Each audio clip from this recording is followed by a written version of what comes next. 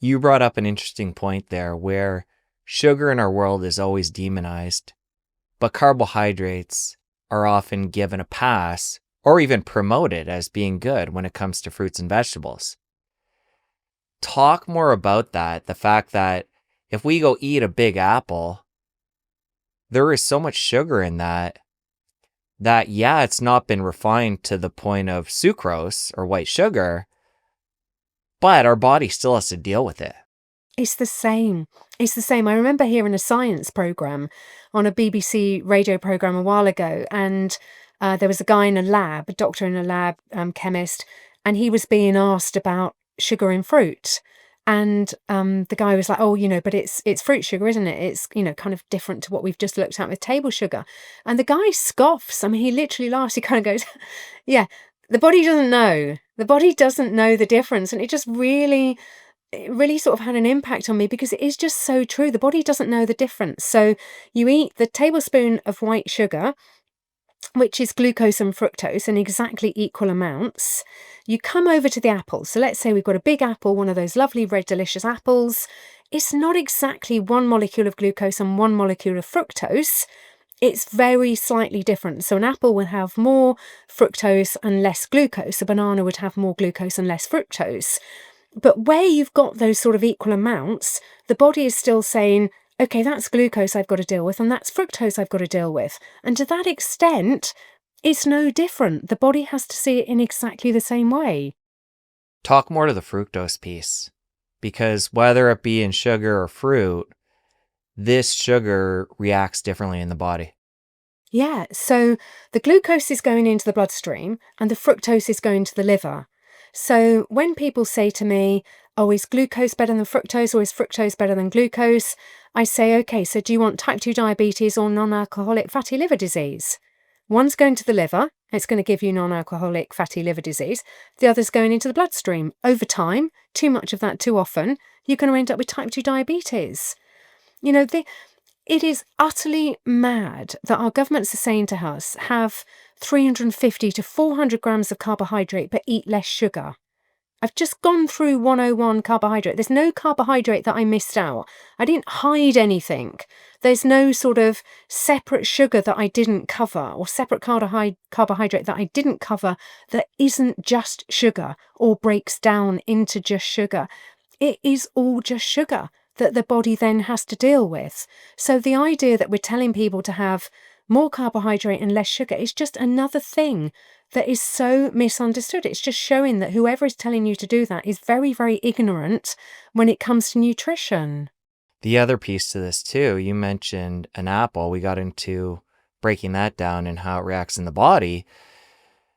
There's also this layer of things like maple syrup, honey. You mentioned dates before, date sugar. Yeah, How and do you look at those? I don't get that. I mean, my first principle on what people should eat is real food.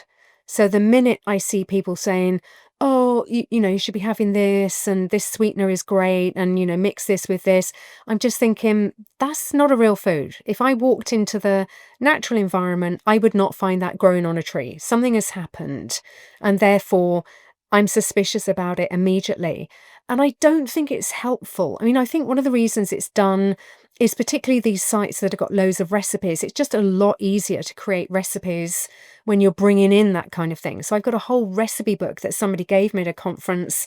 Virtually every recipe has this sweetener in that was developed by the people who put together the recipe book.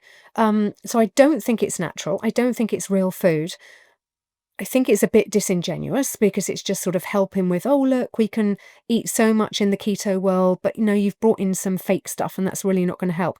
And one of the really big things is that I think it perpetuates a taste for sweet things. And I just think that's going to be really unhelpful because most of us who've ended up in the low carb world, nutrition world, keto world, at some point, maybe when we were at university, we didn't eat as well as we do now. We were junior doctors or whatever, you're snacking on really bad food. And we know how we felt when we were doing that.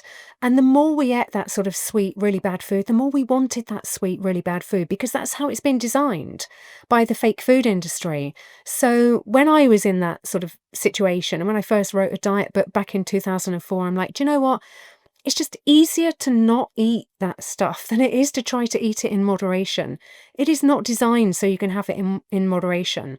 So don't have one chocolate from a chocolate box, because you're then going to want at least another handful, if not the whole box. Just don't start. It's just so much easier not to start. And when you stop eating sweet stuff, your taste buds change, and it actually doesn't take that long. We're talking weeks, usually not even months. And then suddenly a cherry tomato blows the roof of your mouth off because it tastes so sweet. Milk tastes sweet because it's got lactose in it, which is glucose and galactose. It should taste sweet. It has milk sugars in it. But it's this artificial sweetness that we've put into our diet, we've got used to. I just think the sooner we can get that out of our diet, the better. There's so many different layers to this. We could even take it down another layer to things like stevia, monk fruit, which, again, in the health world, are often considered great alternatives to things like sucrose or artificial sweeteners like aspartame. Yeah, I think I looked at this once, so I might have an article on all the different types of sweeteners. If I haven't, then I should look at them. But I kind of just dismiss them all for the same reasons. Because they're artificial, because they're unnaturally sweet, because they're not going to help you get rid of a sweet tooth. Another thing that I haven't mentioned is actually some of them, the ols, the mannitol, sorbitol, the ones that have got the ol at the end, they have warnings on the packet. So they have, may produce a laxative effect. And I won't name the chef or the company, but I was at a conference once where somebody was demonstrating their produce and, oh, look how amazing this dessert is. And people were hungry, food wasn't provided at lunchtime, so any stand that was offering some food, people would gravitate towards that stand. So, and it just looked lovely. It was like, okay, it looks like there's a bit of berry compote, and then it looks like there's some cream or some natural yogurt or something, and then it looks like there's some sort of granola on top. It just looks nice. We're going to have some of that. And of course, some people went back and had more, and they had more, and they had more.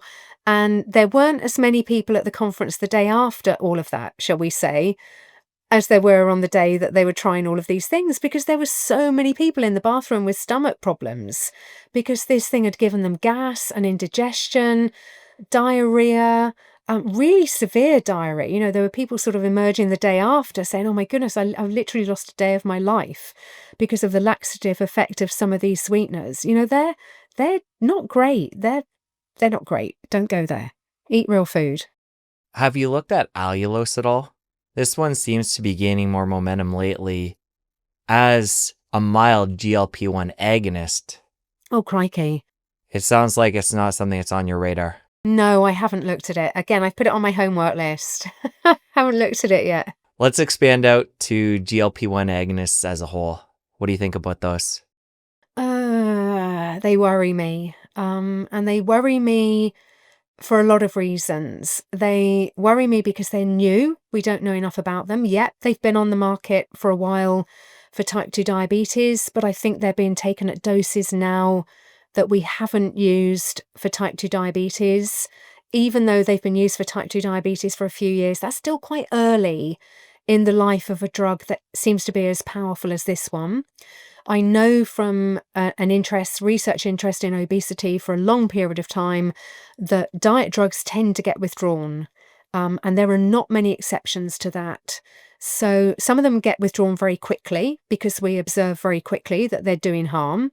Some of them take a little bit longer. So one that I was very interested in at the time was called Reductil, sibutramine, and that was withdrawn around 2013, 2014. And it was discovered that it was causing heart attacks and cardiac incidents.